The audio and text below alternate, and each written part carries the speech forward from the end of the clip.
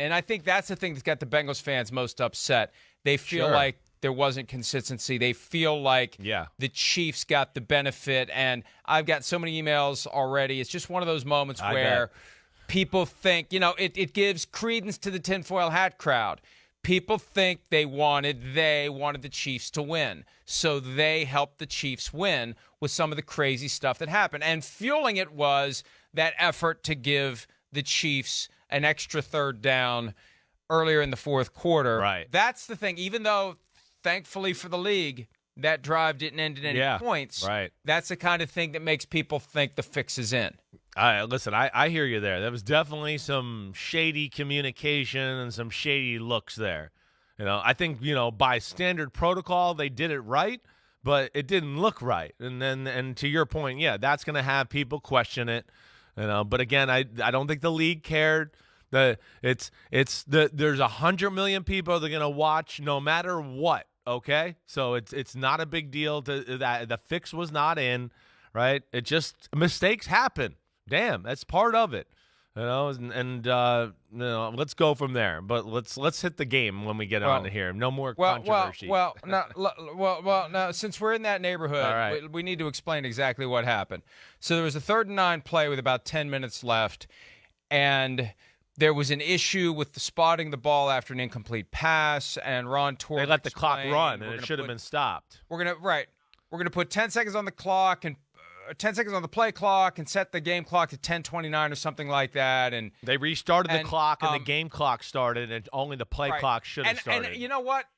I think if you go back and listen to Torbert when he set that all up after the mistake, I think it may be on him, because I think he said start the clock on my signal. And the operator started both, not just the 10 seconds on the play clock, but the game clock. Right. So one of the officials, deep, like back judge, rear judge, whatever the hell they call the one that's way down there, notices the clock's running just as the ball's getting ready to snap and tries to kill the play. The problem is nobody reacted. There was no whistle. You could see Torbert back there just acting like the play's going on. Everything's fine. Right. The Chiefs come up short of a first down. And then there was like this weird moment where nobody knew what the hell was happening. Torbert explained, but I guess it was so loud, Tony Romo and Jim Nantz didn't hear what he was saying. They thought the Chiefs were deciding to put their offense back on the field and go for it after deciding to punt. But that's when they figured out that this 3rd and 9 was just going to be done over. And you hear the whistles blowing after the play. Yeah, you do. You saw guys looking over there. Right. It should have been whistles, not just the one guy who's running in. And how's he? I mean, I see him running in, but the play's already started. I know. Yeah. And I get it. If the clock's running, hey, that's a problem. The clock shouldn't be running. But you know what they could do? And here's what I guarantee is going to happen, Chris. At some point this week, somebody from NFL Network, since they work for the league and they're going to be privy to the memo, it's going to be given to them, they're going to report that the league is considering or will consider in the offseason changing the rule that requires the play to be shut down in a moment like that. Because you know what you can do? You can go back after the play and you can figure out where the clock should be. It isn't that hard to figure out how many seconds elapsed during the play. You go back to where the clock should have been. You remove the second. You do whatever you have to do. You can fix it after. Don't try to shut down the game, especially when you know you're in an environment like that where it's loud. And it shouldn't have been as loud since the Chiefs had the ball. They're trying to operate their offense. But you don't shut the play down in that moment. If someone sees the clock is running when it shouldn't be, fix it after the fact. Don't even try to kill the play. Because then you saw they were explaining to each other back there, what the hell, what are we going to do? And I'm sure New York was telling them what the hell they were going to do. That's one of the areas where they're allowed to tell them what they're going to do. But a mulligan in a situation like that is never acceptable.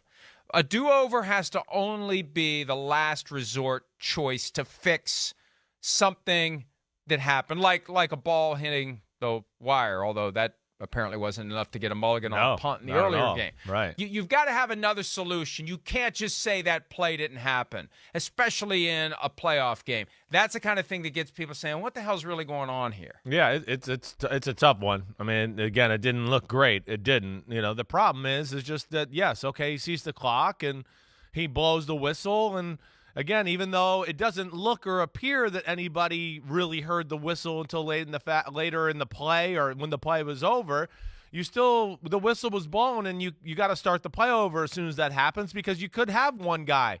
You could have the right tackle who went, oh, wait, I kind of heard the whistle. I stopped for a second, or a receiver who slows down. So, therefore, that's why if the whistle was blown, you have to do it that way.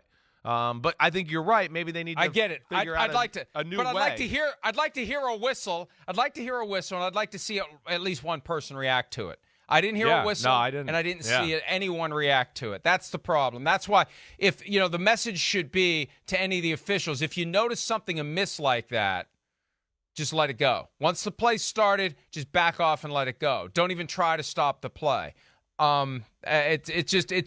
It was a weird moment. Yep, it was. And again, the league's very lucky that there wasn't a score on that drive. And Chris, you mentioned people are still going to watch, and you're right, people are still going to watch, but there's that one controversy out there lingering. There's going to have Congress up the NFL's ass. That's the problem. Or you got prosecutors who have jurisdiction, right. And you start wondering, who is really placing bets? Does the clock operator have money on the game? Does this person have money on the game? Who's got money on the game? Hell, at one point in the early game, I'm thinking, well, does somebody in the broadcast truck have money on the game? Why didn't that? Well, we'll talk about it later. Why didn't that replay angle come up a little earlier? I mean, the fact that we've embraced gambling is causing people to quickly say who's got money on this game, and that is the first domino in something's going to be a problem for the NFL if they don't button their stuff up. And that's just, bottom line is, that's something that needs to be buttoned up. Yeah. That needs to be something that they figure out a solution other than, in that moment, we're going to just wipe the play off the board and pretend it didn't happen. Yeah, they got to do their best. It's not going to go away. It's not. I mean, it's hard. It is. But you're right. Hopefully they can find a different approach there to where it doesn't,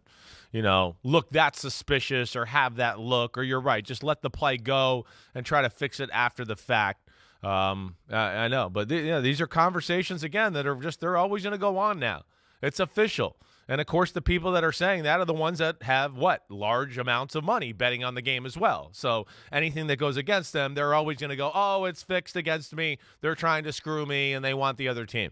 And it's just going to be part of the conversation with professional sports and especially the NFL now. Well, and it's always been there. It's always been there. It's more now. Enhanced when it's DraftKings this and FanDuel that and BetMGM that. That's the problem. It's legitimized because the gambling is legal and the gambling is legitimized, and that's what's going to open the door for a problem at some point. They got to be careful, and that should be their top obsession, and that should be their top concern. Avoiding something where we've got the controversy that resonates into the days after the game. Hi, it's Mike Florio. Thanks for watching PFT on YouTube. Hit subscribe for the latest news and analysis from Pro Football Talk.